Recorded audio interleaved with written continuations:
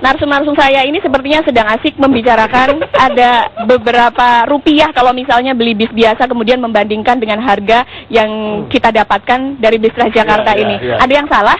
Ya, ada. Jadi sejak awal saya sudah katakan gitu ya. Pertama, memang jangan beli bus. Pemprov jangan beli bus. Karena memang apalagi dalam jumlah besar. Ya, kecenderungannya akan sangat mungkin terjadi korupsi atau penyelewengan.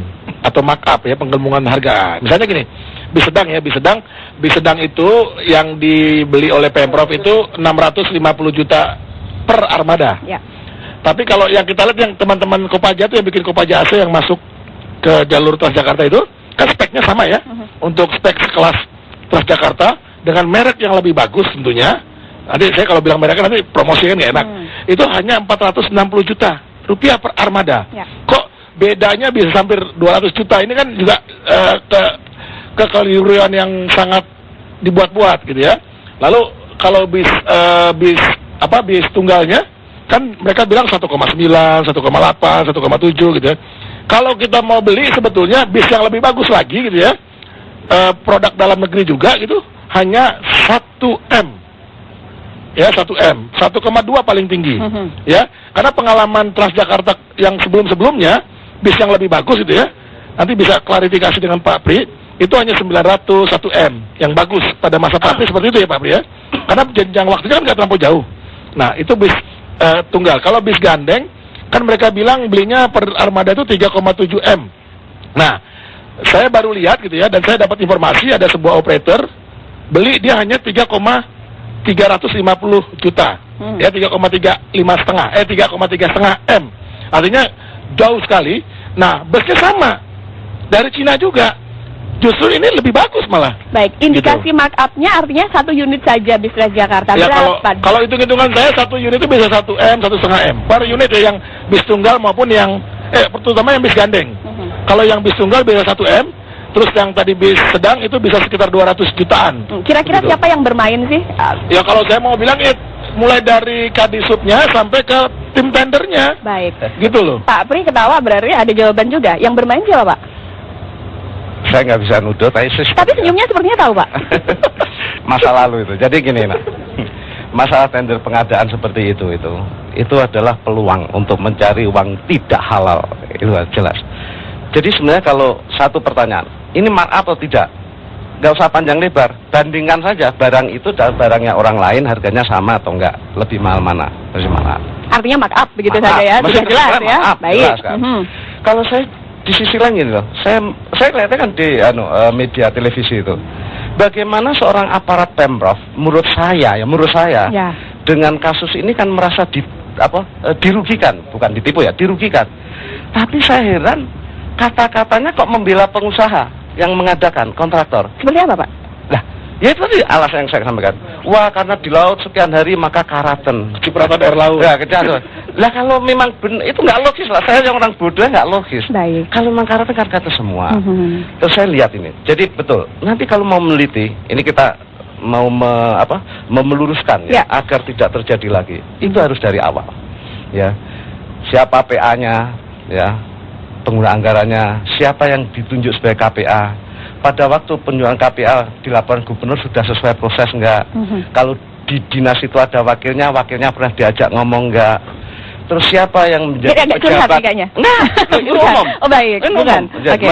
Saya katakan tadi ini umum tuh Indonesia. Jadi prosedur itu jangan dilewati ya. Siapa yang menentukan pejabat pembuat komitmen dirangkap sama KPA enggak, gitu loh. Di situ kan ada sekretaris dinas, ada kepala bidang. Itu harus diteliti juga gitu. Terus masalah waktu yang saya mendapat berita gitu. Moga-moga nggak benar. Karena tender ini sudah mengarah akan menang siapa, itu udah dibisik-bisik. Bang, nanti tankinya volumenya sekian bang. Ini lama banget. Abang cepet pesen. Sebab nanti saya akan buka tendernya Agustus. Kalau abang nggak bisa pesen sejak awal di April ini nggak bisa. Cara-cara seperti itu ada gitu loh. Tapi dalam hal pemenang tender kalau dibandingkan ini sebenarnya nama-namanya masih sama nggak sih dengan nama-nama yang dulu?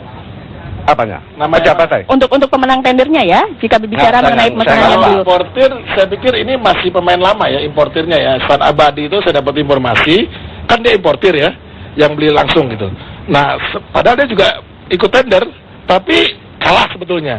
Justru dia jadi importir sebagai subkonnya dari Ivani terus Sabtaguna ya. Nah seperti itu lucu ini menurut saya. Jadi dia justru jadi importir. Jadi kita ini beli dari tangan ketiga jadinya. Kan lucu nih. Nah ini pemain lama dan ini sebetulnya punya masalah ketika Transjakarta tahap pertama, pengadaan koridor pertama, masih ingat Pak Pri? Ya, itu yang San Abadi ini gitu. Ini pemain lama nih. Harusnya dia termasuk perusahaan yang blacklist. Loh kok ini blacklist tapi masih bisa berbisnis kembali gitu loh. Ikut tender ini lucu menurut saya. San Abadi itu punya masalah. Ketika sekitar tahun 2004 ya, Transjakarta pertama itu sampai ada masalah di KPK juga. Nah, saya pikir ini harus dicek lagi nih tadi. Mulai dari pengguna anggarannya, kuasa pengguna anggarannya, tim lelangnya, prosesnya, seperti itu. Tapi ini kan... tambahan lagi. Baik. Perusahaan-perusahaan yang ikut tender kalah. Perusahaan-perusahaan besar tapi nggak mau ikut tender, apa? Itu juga ditanya. Sebab pembocoran hal-hal sistem proses lelang ini nggak benar, itu bisa dikorek dari sumber perusahaan yang ikut tender kalah. Ada permainan di situ. Kalau nggak salah waktu saya wagub kan pernah lihat di Cilengsi, sama itu. Itu nggak ikut tender bang. Sebetulnya mau ikut, cuma dihambat Pak. Oleh tim lelangnya. Arahnya ke sini itu, ya kan? Dihambat. Padahal kalau apa salahnya kan sebagian diikutkan sehingga sumber daya manusia tenaga kerja Indonesia juga. Dan itu lebih bagus ya Pak Pri ya kan? Itu bisa lebih bagus. Lebih bagus. Kenapa kamu kok nggak ikut? Wah, maharnya mahal umpama itu ini. Jadi itu akan bisa menguak. Di mana itu letak kesalahannya? Gitu kalau saya. Ya kalau saya dapat informasi yang seperti dikatakan Pak Pri tadi, gitu ya, masalah mahar. Jadi perusahaan-perusahaan yang strict gitu ya, pabrikan yang strict, itu kebingungan kalau ikut tender di DKI Jakarta tuh, bingung. Tadi komisinya harus duluan itu. Komisinya nggak mungkin lah. Jadi kalau dibilang misalnya tim lelang ini bersih, buktikan dirinya bersih. Karena ini tindak pidana korupsi. Jadi kalau tindak pidana korupsi, kalau saya dengan Pak Pri berkata ini ada penyelewengan, bukan kami berdua yang membuktikan, tapi yang kita tuduh itu harus membuktikan bahwa dia bersih. Itu tindak pidana korupsi dalam aturan hukumnya. Baik. Nih hati-hati takut dibilang menuduh begitu ya. Menuduh sepihak begitu. Hanya membaca. Tadi kan kita membaca nih. Kan bisa dong. Kalau sudah lihat prosesnya seperti apa, itu kelihatan betul. Ya jadi nggak bisa bilang, wah ini Tigor dengan Pak Pri itu asbun. Sekarang buktikan bahwa kami asbun. Gitu loh. Gitu. Membuktikannya dengan cara KPK ini satu-satu. Makanya awal saya bilang kepada Pak Jokowi dan Pak Ahok, libatkan KPK, tidak cukup inspektorat gitu loh. Ya karena memang ini pekerjaannya KPK dan KPK yang punya kapasitas untuk ini. Tapi kabarnya inspektorat sudah berjalan kok Pak. Sekarang ini kami sudah mulai memanggil beberapa orang untuk dimintai keterangan begitu. Senyumnya senyum meragukan Pak Pri. Apa yang bisa dijelaskan Pak Pri? Iya. Inspektorat sudah berjalan Pak. Kira-kira masih ada yang harus diragukan lagi? Itu adalah bagian dari Pemprov DKI Jakarta, ya kan, yang memiliki tugas, wewenang dan tanggung jawab seperti itu. Jelas melakukan. Internal Pemprov ya? Internal Pemprov, ya kan.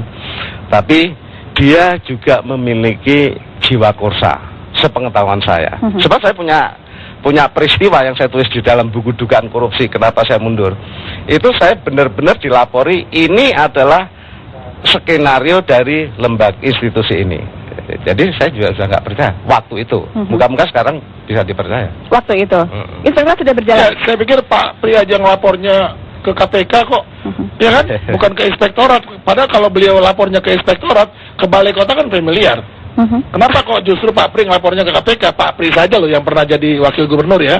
Itu lapornya ke mana, ke KPK. Saya nggak tahu apakah betul pertanyaan saya, apakah memang sudah lebih bagus gitu ya dan lebih bersih gitu. Saya nggak tahu. Kalau saya sih bilang ini kan seperti iklan ya, jeruk makan jeruk ya, nggak mungkin ya gitu. Kita mas gimana Pak Pri? Kalau tadi buka sedikit aja mestinya. Kita masih punya waktu lagi untuk berbincang setelah jeda atau sudah habis waktunya? Kita sudah cukup, berarti sedikit saja nih, barangkali kita tidak afdol rasanya jika membincangkan persoalan tanpa ada solusi begitu ya. Sedikit saja. Bang, kalau saya usul begitu tadi, untuk penyelesaian ini libatkan KPK sejak awal gitu ya. Sekarang sebelum terlambat, belum ada skenario pembelokan. Kedua, ke depan Pemprov untuk pengadaan bus ini jangan yang beli bus. Ya, yang beli cukup operator. Pemprov hanya memfasilitasi supaya ada kemudahan-kemudahan yang agar Pemprov bisa mendapatkan bus bagus.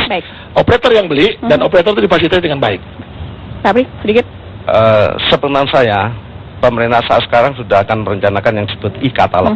Jadi e-katalog itu suatu produk antara si pemegang merek, ya, agen tunggal pemegang merek dengan LKPP duduk bersama menentukan kalau barang ini harganya sekian, masuk di e-katalog sekian. Yang sudah masuk e-katalog itulah yang akan diadakan DKI tanpa. Ini karena sudah terjadi dan ada persoalan ini, KPK sekarang mau tidak mau ya. Harus KPK, kalau memang membuktikan bersih, KPK masuk. Seperti yang sebelumnya disampaikan oleh Wakil Gubernur DKI Jakarta juga Gubernur DKI Jakarta bahwa persoalan ini ada indikasi penyelewengan begitu. Komisi Pemberantasan Korupsi harus masuk, itu menjadi harapannya kita saat ini ya. Sementara itu yang bisa kami kabarkan dari salah satu pool Bus Transjakarta yang ada di Cawang, kita kembali ke Wisma Nusantara bersama Arif Fadil.